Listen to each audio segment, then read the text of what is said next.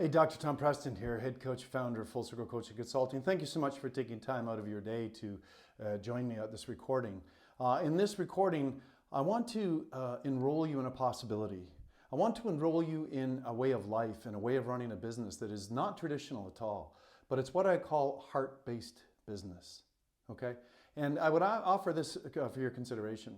Vast majority of people, and I've talked about this in other videos in this series, vast majority of people that I've ever interacted with or certainly coached are people that are extremely bright, tremendous intellects, tremendous accolades, whether it's, good grades at school that their parents gave them love and accolades for, or whether it's for problem solving at work or in their careers or what it is.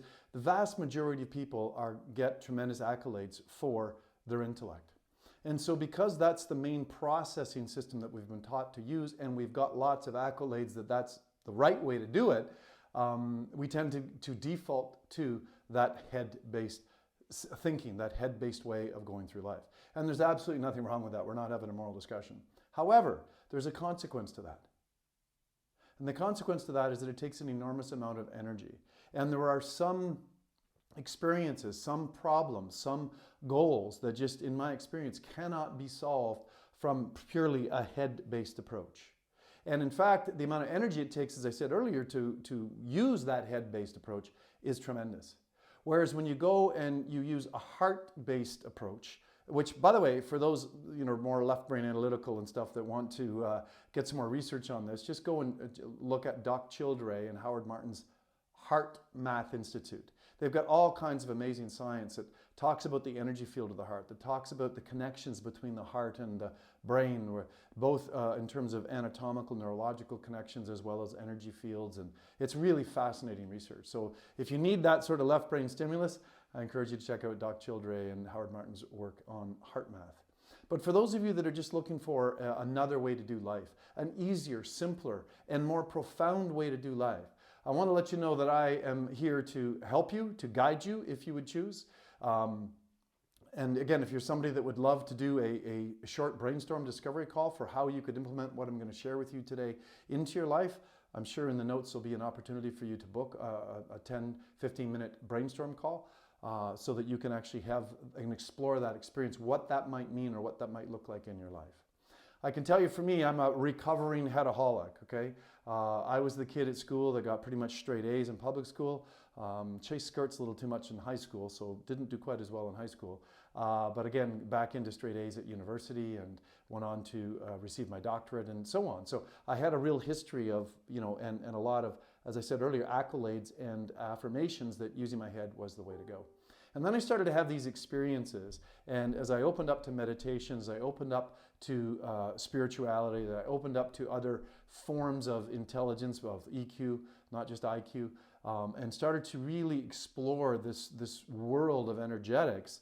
I started to have experiences like the one I'm going to share with you that was game changer for me and opened up possibilities for me that there's other ways of processing information, that there's other ways of approaching life, that there's other ways of problem solving. And so I want to tell this experience. I've been facilitating mind, body, spirit retreats at our wilderness property for many, many years. And I had a co-facilitator that was quite gifted in some certain areas of the mind, body, spirit connection. And so I'd invited her to come and co-facilitate with me.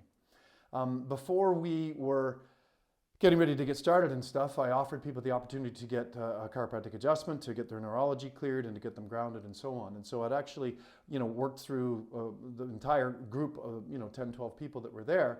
And then Lise asked if she could, get adjusted as well.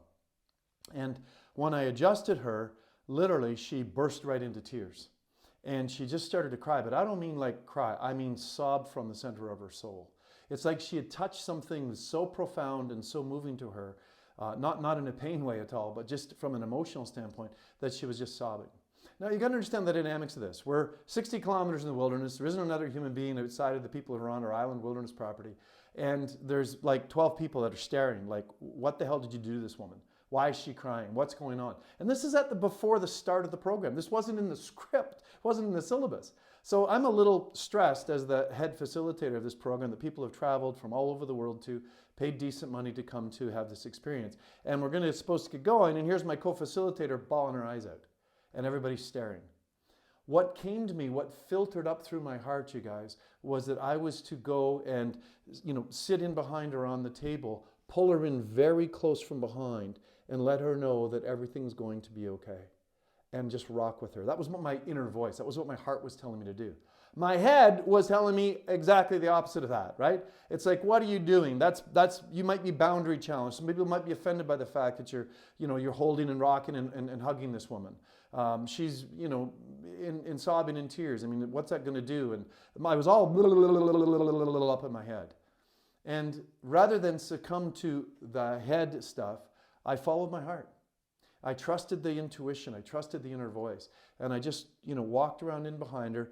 I slid onto the table in behind her, and I just put my arms around her like this, put her arms in front of her, and I just pulled her in close to me. And I just started to rock her gently, gently back and forth, which made her sob even harder. And for just a brief second, my head went, what the hell have you done, idiot?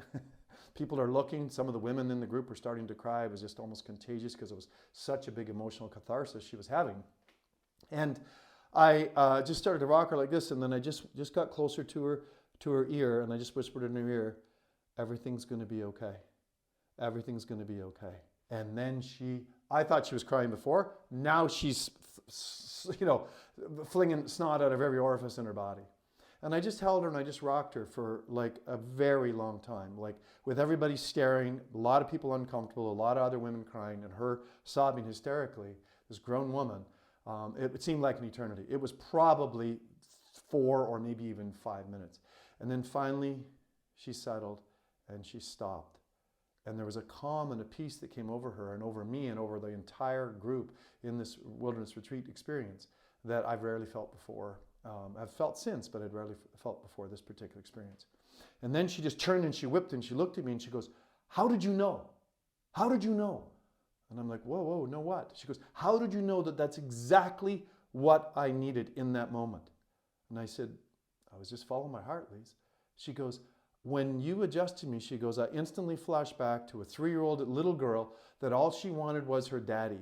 And her daddy worked a lot, her daddy wasn't home, her daddy wasn't the most emotionally available guy. And so all she wanted was some time with her dad. And she just needed to know that everything was going to be okay. And so she touched that emotion that she hadn't touched. I mean, she's a grown woman. And she was touching a 3-year-old emotional block that she had inside of her, where she'd cried herself to sleep for days because her dad was unavailable and not able to be there. And all she needed was her big, strong daddy to come and hold her and rock her and tell her that everything is going to be okay. How did I know that?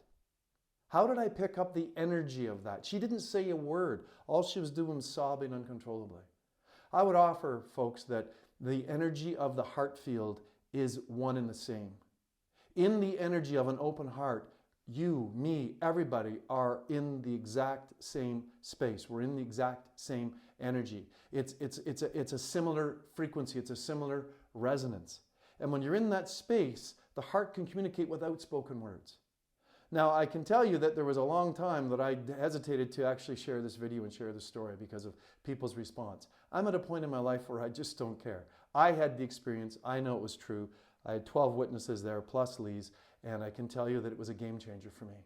Because what it allowed me to do was to open my heart more. It allowed me to trust my intuition more, to trust my inner voice. And it has helped me raise 5 beautiful children with my wife.